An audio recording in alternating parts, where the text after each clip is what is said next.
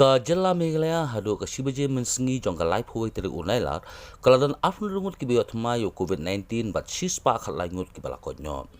Menteri ka Koit ka khia jong ka jela uba el hek ula pentip bana kini ki afun Ngut Kiba Koit khat sangut ki dei ki riu pat ba na RiKhasi sesrek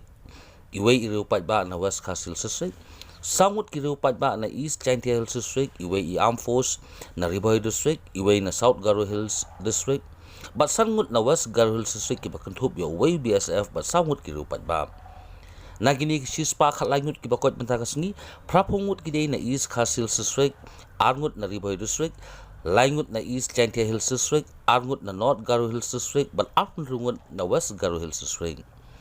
daga jingo thmai kini ki afun rungut bat ka jingkot nyo shispa khalai Ngut ka jela Meghalaya Haduh papilmi yakni ka khubor ka dan 8000 laispa an repu pratli ki positive case 6000 shispa khandai pun rutli ki active case 6000 shispa an repu atli ki recovered case bat shphongut ki balakhat no nagini ki 6000 shispa khandai pun rutli ki active case ka East RiKhasi District ka dan praspa sam southli ki active case ka West RiKhasi ka dan south santli ka Riboy District ka dan san santli ka West Chanti Hills ka dan atli ka East Chanti Hills ka dan khapratli ka West Garo Hills ka dan shispa khandrutli ka South West Garo Hills ka dan lightli ka South Garo Hills ka dan khat southli ka East Garo Hills ka dan phraphotli but ka North Garo Hills ka dan khandaitli ki active case. From the 26 cases, East RiKhasi itself 14 all are others. West RiKhasi 1, East Chanti Hills 4 others, Riboy District 1, Armed Force, West Garo Hills District 5,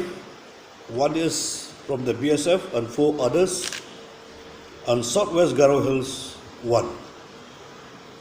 The total active cases in the states of Meghalaya, the positive cases, there are 1,196. 1196.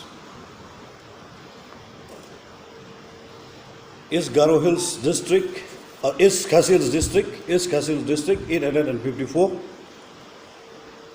West RiKhasi District 45, Southwest RiKhasi Hills